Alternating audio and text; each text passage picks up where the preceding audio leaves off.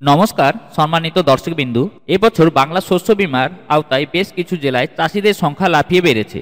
কৃষি দপ্তরের পরিসংখ্যা অনুযায়ী কয়েক লক্ষ নতুন চাষিকে বীমার আওতায় আনা হয়েছে, কিন্তু জমির পরিমাণ বেড়েছে মাত্র সামান্য কিছু।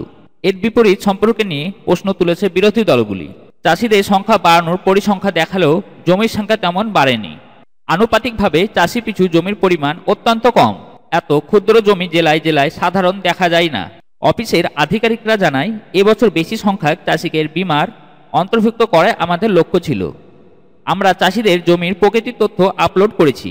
কৃষক বন্ধু প্রকল্পের আওতায় থাকা প্রত্যেক চাষি বীমার সুবিধা পেয়েছেন। খরিফ মরশুমের শুরুতে অনাবৃষ্টির কারণে ধান চাষ নিয়ে সংশয় তৈরি হয়েছিল। পরে ভালো বৃষ্টিতে চাষে গতি এলেও একাধিক নিম্নচাপ ও দামোদরের বন্যায় বিপুল ক্ষয়ক্ষতি হয়। জেলা প্রশাসনের রিপোর্ট অনুযায়ী টানা ঘূর্ণিঝড়ে অনেক বেশি জমির ধান নষ্ট হয়েছে। এরপরেও অসময়ে বৃষ্টিতে ক্ষতির মাত্রা আরও বেড়েছে। আধিকারিকরা বলেন, শস্য বীমার উদ্দেশ্য শুধু সংখ্যায় চাষি বাড়ানো নয়, বরং ক্ষতিগ্রস্ত চাষিদের সঠিক ক্ষতিপূরণ নিশ্চিত করা। গণস্বাক্ষর সংগ্রহ করে আমরা এই দাবির কথা সরাসরি মুখ্যমন্ত্রীর কাছে পাঠাবো। উপকৃষি আধিকর্তা জানায়, ক্ষতিগ্রস্ত চাষিদের তথ্য রাজ্যে পাঠানো হয়েছে। রাজ্য প্রশাসন সেই তথ্য খতিয়ে দেখে ক্ষতিপূরণের ব্যবস্থা করবে। যদিও চাষিরা এখনও ক্ষতিপূরণের প্রতীক্ষায় রয়েছেন। মুখ্যমন্ত্রী মমতা বন্দ্যোপাধ্যায় আগে প্রতিশ্রুতি দিয়েছিলেন 2024 সালের ডিসেম্বর মাসের মধ্যে খরিফ সিজনের ফসলের ক্ষতিপূরণের টাকা কৃষকদের দেওয়া হবে। বর্তমানে এখনও ক্ষতিপূরণের টাকা দেওয়া হয়নি। তবে প্রত্যেকটি জেলা থেকে কৃষকদের নামের লিস্ট রাজ্যে কৃষি দপ্তরে পাঠানো হয়েছে।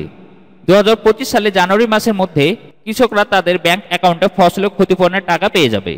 বাংলা শস্য বীমা প্রকল্পের ফসলের ক্ষতিপূরণের টাকা সব কৃষক সমান পাবে না। সেই কৃষকদের বেশি জমির পরিমাণ করা ছিল, যে কৃষকদের বেশি জমির ক্ষয়ক্ষতি হয়েছে সেই কৃষক বেশি ক্ষতিপূরণের টাকা পাবে। যার কম জমি ছিল, যার কম ক্ষতি হয়েছে সেই কৃষক কম ক্ষতিপূরণের টাকা পাবে। এবার আপনার যে রকম জমির বীমা করা রয়েছে সেই অনুযায়ী আপনারা ক্ষতিপূরণের টাকা ব্যাংক অ্যাকাউন্টে পাবেন। তো আজকের এই ভিডিওটিতে এইটুকু ইনফরমেশন দেওয়া ছিল। ভিডিওটি দেখে যদি একটু ভালো লাগে ভিডিওতে লাইক করবেন ও চ্যানেলটি অতি অবশ্যই সাবস্ক্রাইব করবেন। আজ তাহলে এই পর্যন্ত, আবার দেখা হবে নতুন কোনো টপিক নিয়ে পরের ভিডিওটিতে।